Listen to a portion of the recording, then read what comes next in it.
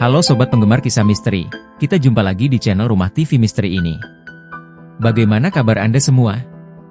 Semoga sobat semua yang nonton channel Rumah TV Misteri ini sehat dan selalu dalam lindungannya. Amin. Baik, kali ini Rumah TV Misteri akan menyajikan kisah yang berjudul Misteri Uang Gaib yang Tidak Barokah. Kita mulai aja ceritanya. Aldi adalah seorang pemuda yang dikenal baik hati dan bertanggung jawab.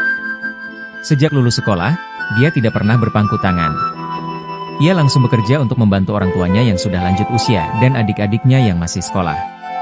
Sebagai tulang punggung keluarga, beban Aldi tidaklah ringan.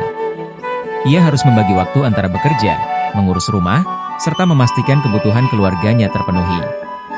Namun, suatu hari sebuah kabar buruk datang. Perusahaan tempat Aldi bekerja mendadak mengalami krisis finansial.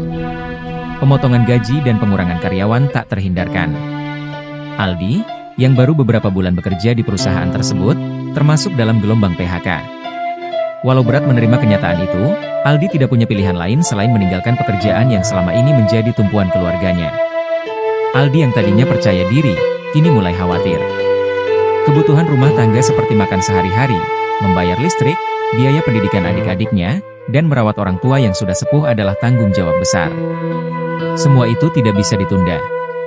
Tanpa penghasilan, Aldi bingung bagaimana cara memenuhi semua kebutuhan keluarganya. Meski begitu, Aldi tidak menyerah begitu saja. Setiap hari ia pergi dari pagi hingga sore mencari pekerjaan baru, namun selama 3 bulan, hasilnya nihil. Tabungan Aldi yang semula cukup untuk bertahan beberapa bulan kini semakin menipis. Berbagai iklan lowongan kerja sudah ia lamar, dan berbagai wawancara sudah ia jalani, namun tidak ada satupun yang membuahkan hasil. Setiap malam Aldi merenung dalam diam. Tekanan yang ia rasakan semakin berat, dan ia mulai merasa putus asa. Di tengah situasi ini, pikirannya mulai kacau, dan ia hampir tidak tahu harus berbuat apa lagi. Suatu malam yang tenang, di tengah keputusasaannya, Aldi bermimpi. Dalam mimpinya, seorang pria tua misterius datang menghampirinya. Orang tua itu tampak bijaksana, namun ada sesuatu yang aneh tentangnya. Aldi tidak bisa mengenali wajahnya dengan jelas, namun sosoknya begitu nyata. Pria tua itu menyerahkan sesuatu kepada Aldi, sebuah benda kecil yang tidak begitu jelas, namun terasa berharga. Pria itu berkata dengan suara yang dalam dan penuh arti, "Digunakan ini dengan bijak, anakku. Jangan lupa, segala sesuatu ada tanggung jawabnya." Aldi terbangun dari mimpinya dengan keringat dingin mengucur di dahinya. Pikirannya dipenuhi oleh bayangan pria tua itu dan benda yang ia berikan. Semalaman Aldi tak bisa tidur memikirkan arti mimpi tersebut. Apakah itu hanya sekadar mimpi biasa, atau ada pesan yang ingin disampaikan? Aldi terus merenungkan apa yang sebenarnya terjadi. Keesokan harinya, Aldi masih teringat jelas dengan mimpinya semalam. Sepanjang hari ia merasa gelisah dan terus memikirkan mimpi itu, tetapi ia tetap tak menemukan jawabannya. Hingga menjelang sore, tepat saat waktu maghrib, Aldi memutuskan untuk berjalan-jalan guna menenangkan pikirannya yang terus berkecamuk. Ia berjalan tanpa arah, mengikuti kakinya yang seakan melangkah sendiri. Tanpa disadari, langkah kakinya membawanya ke ujung desa, sebuah tempat yang jarang ia kunjungi, terutama di waktu senja seperti ini. Di sana terdapat sebuah makam tua yang terkenal sebagai tempat keramat. Makam itu jarang dilewati orang, terutama saat malam hari, karena ada berbagai cerita mistis yang menyelimutinya. Namun, Aldi yang tengah dalam kondisi tertekan tidak memikirkan hal-hal seperti itu. Saat ia melangkah mendekati gerbang makam, tiba-tiba matanya tertumbuk pada sesuatu yang tergeletak di tanah. Uang pecahan Rp100.000, terlihat lusuh dan lecek, berada tepat di pintu masuk makam. Sejenak, Aldi ragu. Tak ada seorang pun di sekitarnya, dan jalanan sudah sepi. Tidak mungkin ada orang yang meninggalkan uang ini secara sengaja.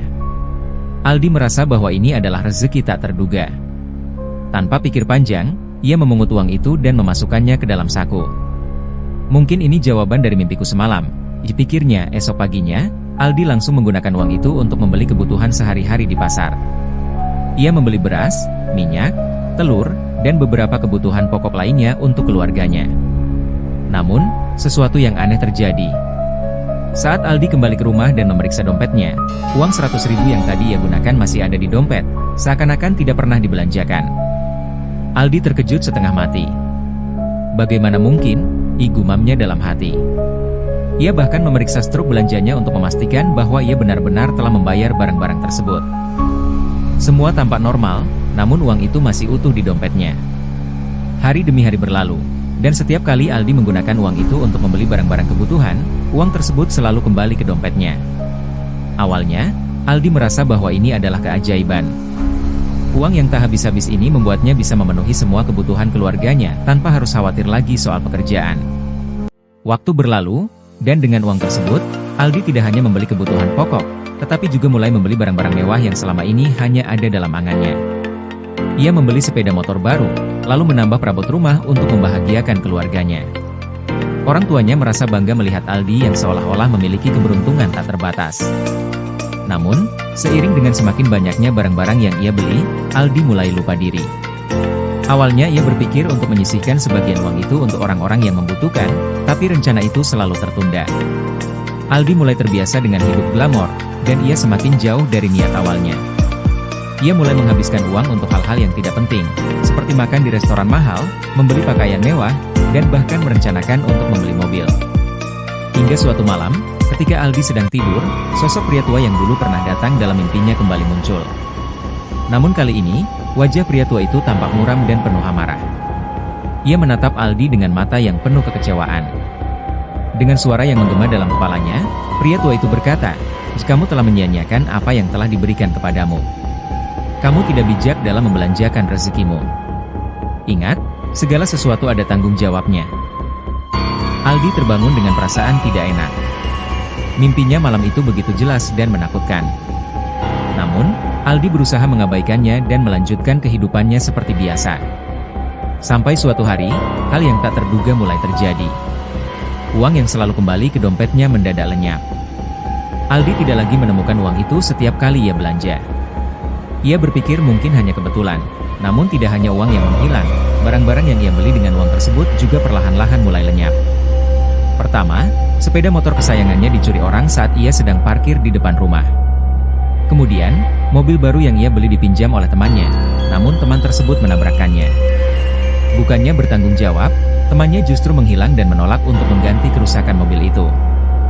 Satu persatu barang yang Aldi beli dengan uang gaib itu mulai hilang atau rusak, seolah ada kutukan yang mengikutinya. Menyadari apa yang terjadi, Aldi mulai merasa bahwa semua ini adalah akibat dari keegoisannya dan ketidakbijaksananya dalam menggunakan rezeki yang diberikan kepadanya. Dengan penuh penyesalan, Aldi berlutut dan memohon ampun kepada Tuhan. Ia menyadari bahwa segala sesuatu yang diperoleh dengan cara yang tidak benar atau tanpa rasa syukur akan membawa kesialan. Aldi akhirnya bertobat dan kembali ke kehidupannya yang sederhana. Meskipun kini ia tidak lagi memiliki harta yang melimpah, ia belajar untuk mensyukuri apa yang ia miliki dan berjanji untuk selalu menggunakan rezekinya dengan bijaksana. Demikian akhir kisah misteri uang gaib yang tidak barokah ini. Semoga cerita ini bisa menghibur Anda semua. Dan jika Anda merasa terhibur dengan konten misteri ini, jangan lupa subscribe dan lonceng notifikasinya ya bosku, supaya channel Rumah TV Misteri ini bisa berkembang dan kami bisa menyajikan konten-konten misteri yang lebih menarik lainnya. Terima kasih sudah menonton kisah misteri ini sampai akhir, dan sampai jumpa di next episode.